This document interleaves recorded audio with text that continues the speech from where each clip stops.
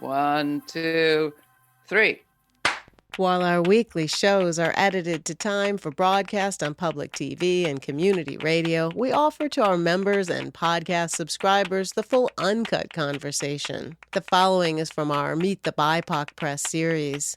For this edition, Laura Flanders and friends assembled a panel of journalists to discuss corporate greenwashing and the hidden environmental impact of corporate actions, from infrastructure collapse to global conflicts. These audio exclusives are made possible thanks to our members' supporters. Become a member at lauraflanders.org/donate.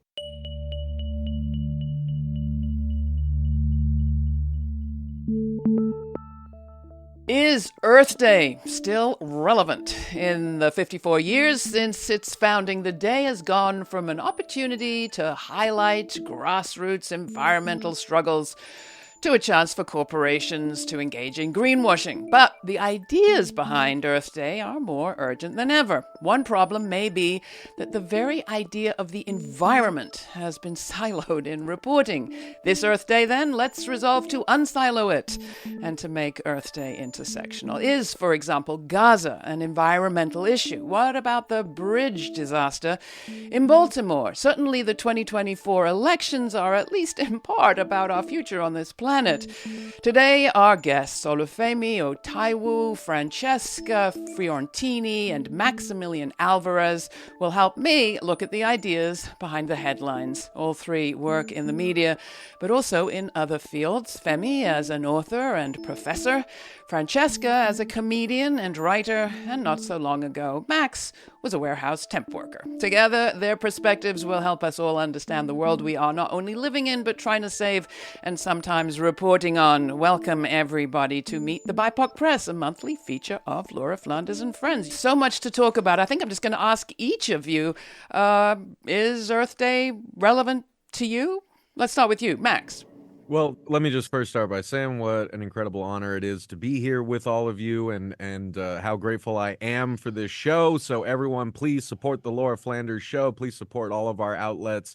Here, we're all trying to do the best we can with what we've got, and we absolutely need shows like this. I think that you're right, Laura. The concept behind Earth Day, of course, it's still relevant. I mean, we still need Earth. Like, it is the one home we are ever going to have. And we have been watching over the course of our respective lifetimes, humanity forget that lesson, particularly the corporations and, corporate serving politicians, who are at their beck and call. They have forgotten it. And we are the ones who are all dealing with the effects of that. And I see that every week in the coverage that we do at the Real News Network. I see the recklessness with which we treat our earthly home, the callousness with which we diminish the value of human and non-human life on a day-to-day basis. That's why we... Oh, but wait a minute. Now you're getting into maybe our actual offices aren't as green as they might be. I mean, coming to you, Francesca, beyond just a convenient scheduling, premise, is Earth Day still important? Have any resonance for you? I mean, sadly, with global warming where it is, every day is Earth Day, right? Having a 70-degree day in the middle of winter is an Earth Day. It's sort of ever present. Here's the problem. I think that what corporations have done, and you see this in other aspects, not just when it comes to the environment, which I think should be more aptly called, climate change and the coming apocalypse. You see it in places like DEI, diversity, equity, inclusion. You see it in, supporting and uplifting Black voices. Whenever something becomes trendy, corporations latch onto it. Then there's a backlash. In this case, a right-wing backlash against DEI programs, against any kind of inclusion, against diversity generally. And there's a backlash, obviously, to the environmental movement as well. And then corporations are like, ooh, this no longer is something we can do to just sort of pat ourselves on the back, DuPont. It becomes this weird thing, and so they don't know. I think it ultimately reveals what Earth Day maybe was, which was a little bit of a holiday branding exercise. I mean, I think Mother's Day is just as silly, or Valentine's Day, more apropos, is just as silly, right? Every single day has to be Earth Day, and we have to actually have some kind of teeth to the ways that we're talking about the environment. And when it comes to, if corporations really want to help out, don't just do like a beach pickup one day. How are your policies not systematically, polluting our environment? Well, let's come to you with this then, Femi. I just saw you described in Grist magazine as I think they called you the most vocal philosopher working on issues related to climate change. Whoa. You've tied together the conversation about climate change with reparations and colonialism. Can you do that for us here? Well, how much time you got? All right, briefly. Well, I mean, getting started doesn't take much, right? There's a number of corporations, there's a number of asset managers that combine institutional investors and huge funds. There's a few financial interests that are really profiting off everything that's destroying the planet, everything that's polluting the air, everything that's depleting the groundwater. And some of those are, like I said, corporations and asset managers. Some of those are state-owned companies in the rich part of the world and the poor part of the world. But the thing that cuts across all of these is that there are a few people who are going to have life jackets when the sea level rises. And there are a few people that are going to be able to, they imagine, escape the worst of the destruction that all of this pollution is causing to the planet. And then there's the rest of us. And that's the reality of it. We can remember that on Earth Day. We can remember that on a Tuesday. But ultimately, we live here. We only have the one planet, and unless we get our politics in order, we're not going to have even the one planet. Mm-hmm. Do you have a sense of what reparations would look like at such a massive scale? Well, I think it would look like the rich countries of the world, the rich corporations of the world, and the polluters, the people who have done the most emitting of greenhouse gases, kicking in the most for the joint thing that we all have to do together, which is make sure that life on this planet in something approaching just circumstances can continue, right? So all of us are going to have. So that would require the media that is mostly underwritten by exactly those corporations actually covering the movement for that kind of change. I'm coming to you, Francesca. I don't mean to make light about this. I mean, you are in a state which, as you just described, is facing massive climate-related crises, from floods to fires, the birthplace, you might say, of contemporary environmentalism. Mm-hmm. Are there any examples that come to mind of media doing right on this story? And then, of course, what do you think the media are leaving out? I mean, well, that's exactly what happens, right? The media loves, if it bleeds, it leads. They love that, natural disaster chasing, but they love throwing, some reporter out there in a, REI jacket bearing down these winds in these once in a, 100-year storms. But I just have to intervene to point out that it is always the black or very young female reporter that is sent out into the eye of that storm, right? Sure. Everyone else is at home watching on TV. Right. No, that's a really good point. And I think that, and so in that sense, it grabs headlines, but when you actually try and connect it to broader, any kind of, it's the same thing with mass shootings, right? Anytime you connect it to gun control broadly, then everyone doesn't want to talk about it anymore. Suddenly it becomes unfun and unsexy. Obviously, I think Grist has done an incredible job. And here's what Grist does, and other outlets that insist on covering climate, is they don't do what I think a lot of folks do in the year 2024, which is follow clickbait, right? We've seen what happens when you report on climate stories. People don't click it. Why? Because it's a bummer. And as a comedian, we have to unbummer this topic in any way we can. I think there's a lot of gallows humor to be had here. And there's a lot of humor about making fun of these billionaires who are trying to leave Earth, even though they're so far from it. And my God, if they can get there, please go, just go. But here we're also in the tax season, right? This is not just Earth Day, this is tax season, and billionaires are getting away with not paying their fair share, not actually assuming any of the costs for all of the destruction that they've gotten rich off of. So it all kind of coalesces. I do think there needs to be a reclamation and a radicalization of something like an Earth Day. You, Max, went chasing disaster reporting not so long ago to East Palestine. No, that's not at all fair. But you went for the real news to revisit that town which had faced such a disaster a year ago, a disaster forgotten by most. And then you came back to find your own city of Baltimore in a total life-changing crisis.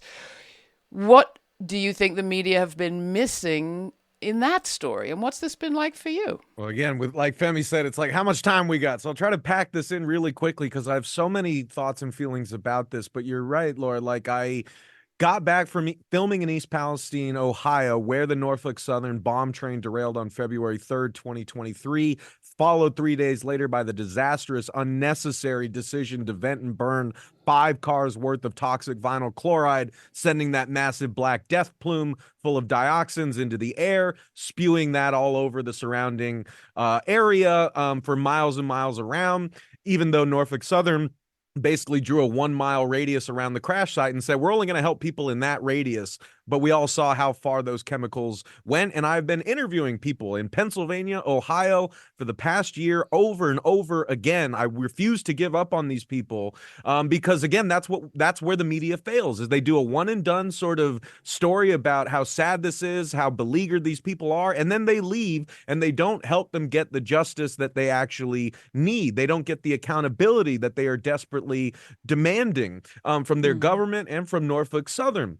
And so the first thing that we got to do is we got to keep following up. We got to approach these stories not just as, like sensationalist headlines, but as, stories of struggle that our neighbors, our fellow workers, our fellow human beings are going through when they're just trying to make a life for themselves like you or I am. That's what I saw in East Palestine, was not Trump voters, white working class, scary Trump people. I saw human beings like myself who are taking their kids to hockey practice and worrying about whether or not the air their children are breathing is going to give them cancer, if they're going to be able to have kids in 20 years. And that's something that people here in Baltimore have been worried about. There's a CSX rail terminal here in Baltimore in Curtis Bay where a majority black community has been screaming for years that they are getting coal dust from these trains that are passing without covers on them, in their lungs, on their houses, in their eyes. And the city and state only recognize it as a problem like last year, to say nothing of Flint, to say nothing of Jackson, to say nothing of Navajo Nation, to say nothing of Puerto Rico, to say nothing of Red Hill in Hawaii. Like, this is something that is happening across our country, like Femi and Francesca said. And what that means is that we are all the victims of unregulated runaway corporate capitalism. The chickens are coming home to roost after 40 years of deregulation, disinvestment, corporate consolidation, Wall Street takeover of every vital industry. That is the thing I see connecting all the different stories we report on. And the people in those communities need help, but they need to be able to see each other. They need to be able to they want to be talked to like human beings, not as pitiful subjects. And that goes back, Femi, to you in the sense of how does policy change happen if we separate our discussion about policy from the actual people whose voices Max is talking about and who Francesca is talking about. I see that kind of break constantly in our coverage. So we'll have what's just been described, the sort of the "oi, poor things" coverage of the victims, and then this continuing conversation about, well, you can't have government intervention in the economy. That would be communist. Given the media's capacity to, as Francesca put it, co-opt just about everything, you've written about how framing like wokeness it has been co-opted in our media in a way that diffuses this possibility, it seems, of making change. Can you talk a little bit more about that and talk perhaps about how that's playing out in this election? Well, I think the way that Max put it is pretty important, right? We can try to reduce people to these labels that we use to make sense of things like national electoral politics. And we can try to make environmental issues or diversity issues issues of wokeness or whatever. But at the end of the day, it's people trying to live their lives, right? And people need clean air and water to do that. And I don't think it is a special interest, to want a safe, healthy world for yourself and your kids. And if that's not the basis for getting together and, being able to agree on some things politically, much as we might disagree about other things, I don't know what would be, right? And one of the things that I find instructive about one of the cases that Max mentioned is if you look at Flint, people got together and, to a great degree, did it themselves, right? It wasn't the state of Michigan that was blaring the alarm bells about the water. It was the people who lived in Flint. It was the scientists that they recruited to their cause. It was the lawyers they recruited to their cause to hold the state accountable. And it's going to be that kind of ground up people power that is going to be the stuff of solutions if we're going to find them at all. Yeah. Well, that requires some people power media. One of the stories, of course, that we're all so affected by on a daily basis is a good example, actually, of people power media. I'm thinking of coverage of Gaza right now under the Israeli onslaught following the attacks of October 7th. You've been following this story and talking about Palestine, well, all of you, but let me come to you, Francesca. Specifically, this coverage of the targeting of the World Kitchen aid worker convoy, 3 different attacks on 3 different vehicles. Ever since, I see a kind of hang up in the media to talk about how many more trucks have been allowed in without talking about the actual meaning of whether people are getting fed and why people are they can't any longer be on the verge of famine. They're in famine conditions now in Gaza. Can you talk about this challenge and what you're seeing in this coverage? I mean, yeah, it's the same sort of like, for lack of a better term, tragedy porn, right? Which is just kind of like grabbing headlines. And, suddenly when there are 6 and, foreign humanitarian aid workers who are targeted and killed, and the 7th Palestinian driver, that grabs headlines. Late night, talk shows are talking about it. Everyone spares a thought. The founder of World Central Kitchen is a celebrity chef who had, up until this point, actually, largely defended what Israel was doing in Gaza. And then 33,000 plus, largely civilians, by Israel's own admission, killed later. And suddenly now we're all paying attention. So it is totally it is exactly as you said. We're not saying, well, what about the aid trucks that were turned back that were working with the World Central Kitchen? What about the aid trucks that are waiting at the border? What about the food that they have? Is that food gone bad at this point? And there hasn't been that follow-up coverage. I mean, if you want a sob story, there's a sob story out of Gaza every single day of the week. But who is the face of that sob story? And that is going to be an Arab Muslim. That's going to be a Palestinian. That's not necessarily, of course, again, who pulls on the heartstrings of Americans or who is seen as sort of credible for having that sob story. And so, I mean, I wanted to just also briefly say something about, I do think a lot of this is coming to a head in November. As disgusting as I find Joe Biden's greenlighting and funding of this genocide, when we talk about things like the environment, it is interesting to note, although he does not have an A+ rating from anyone, but you see the way that the Trump administration and every lackey that works for him is like, and the Republicans, whenever there are federal programs that Biden put into place to help specifically Black and brown communities in this country when it comes to environmental racism, when it comes to toxins and pollutants in their water, air, or soil, those programs are the first ones on the chopping block. Why? Because they're seen as, in their minds, racist, truly anti-white racism.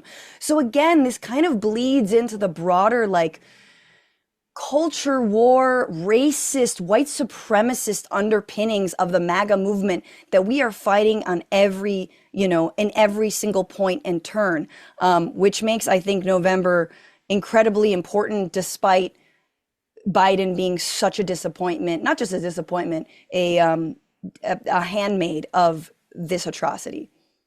Max, you wanted in on this? I just want to jump in on 2 points there, just to like build on those excellent points, right? Is like when it comes to Gaza, right?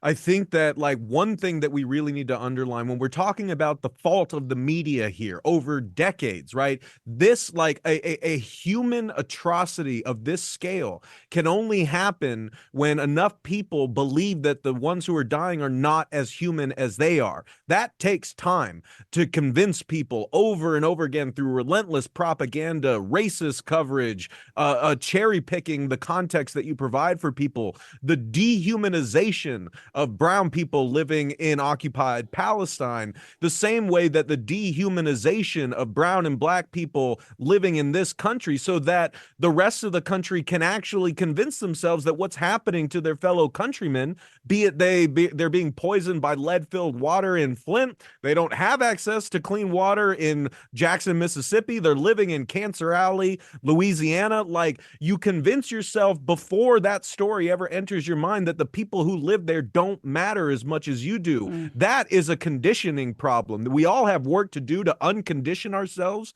from that, but this is the result of that dehumanizing coverage, and that is why it's incumbent on all of us in the media to rehumanize people and to really remind people of what the human stakes of all of this are. But like, things have gotten so bad from Gaza, from Palestine to East Palestine, right? Like, it is not lost on me that while I'm covering the East Palestine derailment, our Palestine coverage is getting mixed in with that when people are searching on our website. So what does it say when like our tax dollars are going to fund the genocide of another people across the world, while the tax base is being sucked dry from the wealthy who are supposed to be contributing it to help take care of communities like East Palestine? Like, we're all getting screwed over, and things have gotten so bad that maybe now finally people who told themselves the other parts of the country, the other parts of the world that don't matter as much as I do, I'm going through the same thing they are just as human as we are. That's where we need to start the discussion, whether it be about how we approach the elections or how we fix this world and stop it from burning before the oligarchs destroy it all. While the commercial media is centered on what sells advertising, which is too often fear, we're centered on change makers, imagining a better world and creating the solutions to get us there. That's thanks to the generous support of viewers and listeners like you. While we are independent media, we do depend on you. Please contribute by making a one-time donation or make it monthly at lauraflanders.org/donate. As Angela Davis says, when vast numbers of people come together, this is how change happens. Please come together with us now. Thanks for listening, and thanks for your continued support. All right, so come back to media for a second. I mean, that goes back to your question, Femi, about our white supremacist capitalist corporate overlords who are the beneficiaries of this kind of colonial rule. That is not the narrative or the way of understanding the world that most people are getting from our media. Schools and universities have been a place of that kind of education, at least talking to people about how this world came to be the way that it is. They are now, in addition to our media, ground zero for a huge fight around what kind of truths can be even discussed, let alone taught. Are you seeing that play out where you are? Definitely seeing that play out. A number of my colleagues are facing, pressure from the administration around academic conversations in general, around anything that has to do with race, and around what we've been talking about just now, the war in Gaza, the genocide happening in Palestine. And I think one of the things that is important to note, even as we're rightly critical of, ways that the media over the past generation or so has not been as positive a role as it could have been, the truth about the media is also something that you pointed out earlier. There are particular interests that own a lot of the media corporations, and they exert a lot of influence. And even aside from the ownership structure of who owns which publications, is violence. And that's something we're seeing on display in a massive way in Gaza. More than 3/4 of the journalists who were killed anywhere in the world in 2023 were killed in Gaza, right? According to the Committee to Protect Journalists, many of whom were Palestinian journalists who had been doing, God's work, trying to get the word out about what's actually happening over there, and are a big part of the reason why we know to what extent we do, the scale of what's happening over there. So I just want to make sure that that's also something we include as part of the discussion. Well, I was going to ask you about that. You're on the editorial team at the very excellent new publication Hammer and Hope, HOPE. When it comes to hope, glimmers of it perhaps, I mean, this is truly seeking a silver lining of a situation that does not have one. But I am struck by how much reporting by Palestinians inside Gaza and the West Bank, actually, is bringing us the news. Let's remember, the Israeli government is banning foreign journalists from Gaza. And actually, on the reverse, as far as I know, recently tried to ban, or may have succeeded in banning, Al Jazeera from Israelis. There's a lot of media control happening, but it's not working. Is there some hope in that, Femi? I think it's definitely an example of people finding ways to, against the grain, against the organized opposition of, corporations, governments that want to limit information, that want to limit any challenges to their increasingly autocratic power. I think it's a testament to what that can look like. If it can look like that under the most dire circumstances, then, maybe the rest of us who aren't living in war zones can take a page from that book as well. Yeah, really. I mean, one thing I think all of us in the media could be doing better is giving at least some airtime to the Israelis who themselves are raising their critique of this operation and calling for ceasefire. Some of them, as it were, kind of snuck into the coverage in the very early days after the Hamas attack of October 7th, because it was their families and their kibbutz attacked. Those families said, "No war in our name. Don't turn our grief into a tool for genocide." But I don't know about you, I'm not hearing from them anymore. Just when perhaps they need a little oxygen. Well, I would just say that I am fortunate enough to work with the great radio legend in Baltimore, Mark Steiner, who has been doing an ongoing series called Not in Our Name, Jews speaking out against the occupation for years before October 7th. And we've continued it as this genocidal war on Gaza has been going on. But we've been trying to uplift that side as well, the political turmoil going on in Israel, the right-wing fascist takeover that people are rebelling against and getting repressed for. It is a really important side of the story that you're right, not enough folks are, but I would highly recommend folks check out Mark Steiner's coverage, Chris Hedges' coverage here at The Real News. We've been doing our best, but yeah, we're trying to overcorrect a very big imbalance here. I just wanted to mention, Francesca. Yeah, I just wanted to mention also, like, Israeli reporters like, Yuval Abraham with this 972 piece about the AI machines that have been targeting supposed militants in their homes, truly, literally, while they are with their families in order to maximize the death of civilians. And that was thanks to sources within the IDF, soldiers who were speaking out about it. And yet, that story has not led to Western media correcting anything that they have alleged or people that they have platformed about, Hamas using human shields, which is one of the many, many lines of propaganda. In addition to, Haaretz has done incredible reporting about the fabricated mass rape story, or the Zaka group and how their forensic teams mishandled remains and basically made up terrible fairy tales about how people died, which didn't actually happen. CNN, NBC, CBS, none of these organizations have actually corrected anything. And so we have to remember what the propaganda coming out of Israel is for. It's not for Israelis. It's not for Palestinians. It's for Americans.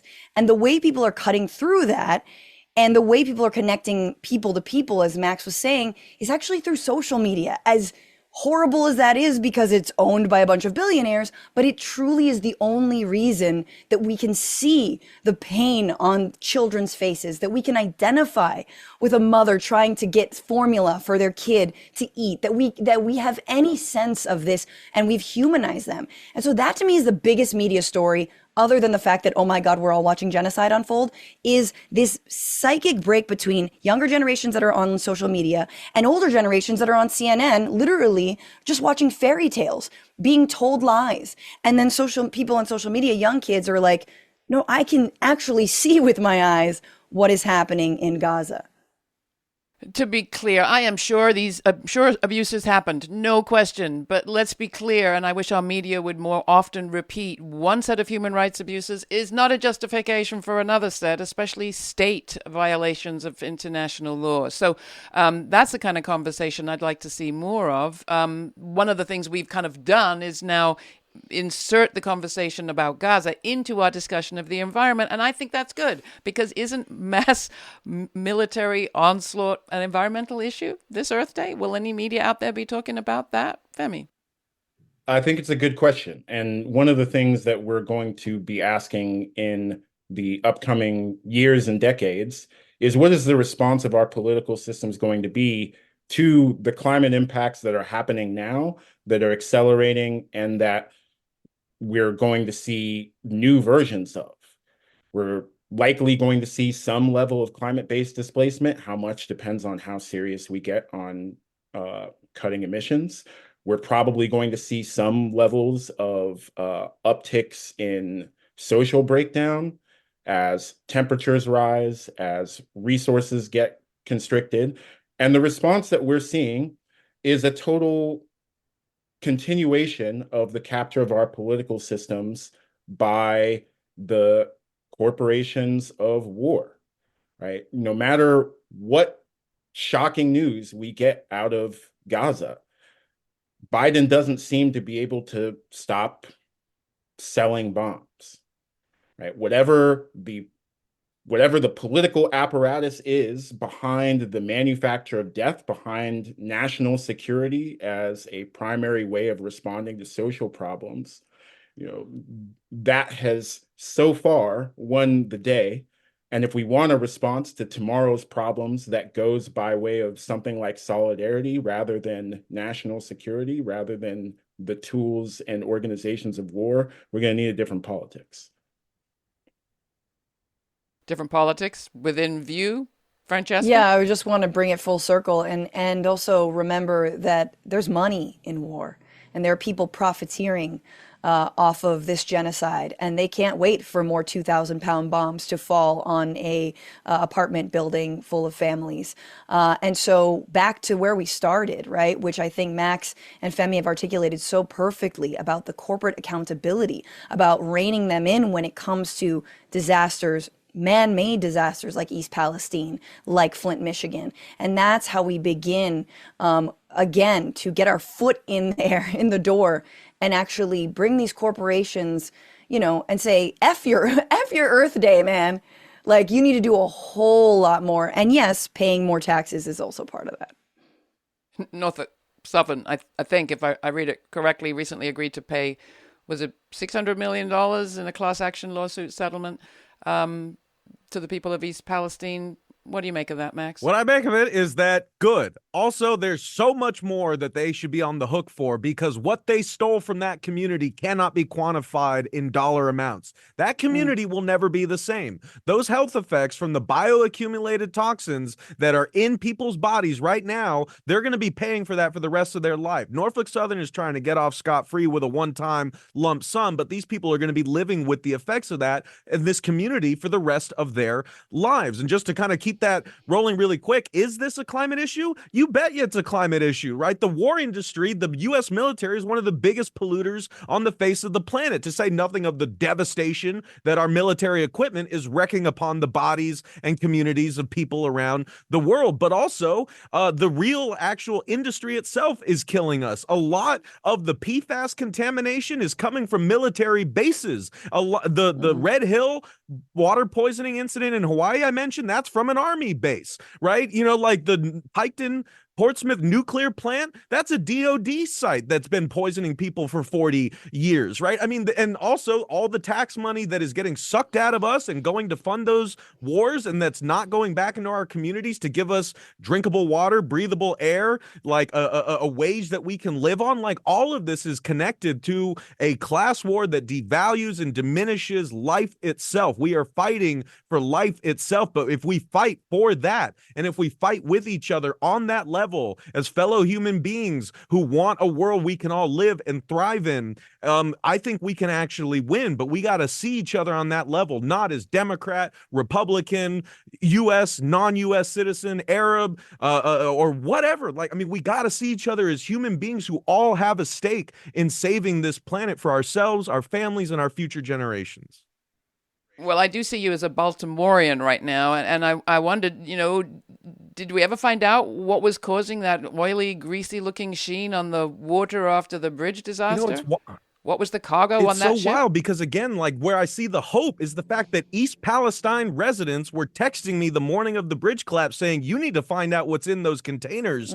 Because, again, I still saw the chemicals in East Palestine. They're still there in the water. So what we know, thanks to the great reporting of folks like Darna Noor at The Guardian, is that we actually averted a lot of worst-case scenarios with the bridge collapse. The hull could have burst. The fuel from that ship could have gone into the water, which would have been a catastrophe. There are containers on there, over 50, with really hazardous materials, but so far that we have seen, none of them have gone into the Patapsco River, but they still could, because that ship is still there, the wreckage is still there, and like, again, to say nothing of all the nuclear waste sitting in our water, on our beaches. Like, if you guys are just waking up to this problem, brace yourselves, because you're going to realize we are all living in a toxic dump site and an active corporate crime scene, and it's time that we wake up and fight back. Well, people who have been at the front line of exactly that struggle for generations, of course, are our First Nations, Indigenous, Native American people in this continent. They have been out front, both on this in Northern Hemisphere and the South, saying that one solution might be to accord rights to nature. Rights to water, rights to soil and land and air. We saw some victories by some people in Europe this month after the European Court of Human Rights decision that, in fact, the Swiss government had been not doing what it could to save the lungs of its residents.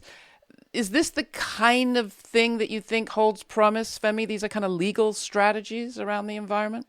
It's interesting. 10 years, if you had asked my colleagues in philosophy, in political science, the people who study the kind of institutions that have rights and the systems around them, and you told them we should give rights to Mother Earth, I think you would have encountered a lot of skepticism. In the last few years, we found out we've extracted so much groundwater that we've affected the tilt of the Earth on its axis, that rainwater across the entire planet is unsafe to drink because of the plastic pollution levels Max was just talking about. And everything Max just said about us living in a corporate crime scene is literally true. And I think against that backdrop, if that's what the world is like, I don't think that there's anything about respecting the environment, about corralling how we relate to the earth and pollution and production that should be off the table. So I think, yeah, there may well be something about giving rights to soil, waterways, thinking about political rights in different ways that we should take up and take seriously. All right. Well, I think we're going to leave it there on at least a glimmer, perhaps, of hope. I really appreciate all of you being here on the program and appreciate all the work that you do. Big props to all of you. Max, Femi, Francesca, thank you so much. And a quick note to our viewers, we are excited to say that our colleagues at URL Media, Uplift, Respect and Love, have, since last season, spun off their own podcast. Yay! So you can find Mitra Kalita and Sarah Lomax on their YouTube channel by looking for URL_media. We're going to be back next month with more Meet the BIPOC Press, a monthly feature of Laura Flanders and friends. And you're going to see these voices and others, new hosts.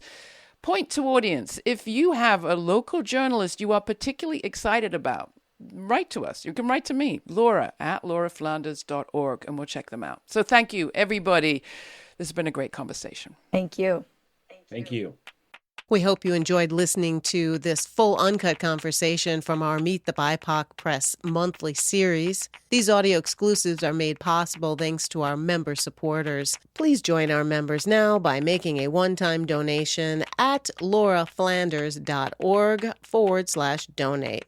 Or make it monthly. Go to patreon.com/Laura Flanders and Friends. That's also where you'll find more information on this conversation in the episode notes posted. That's patreon.com/Laura Flanders and Friends. And thanks again to all our member supporters.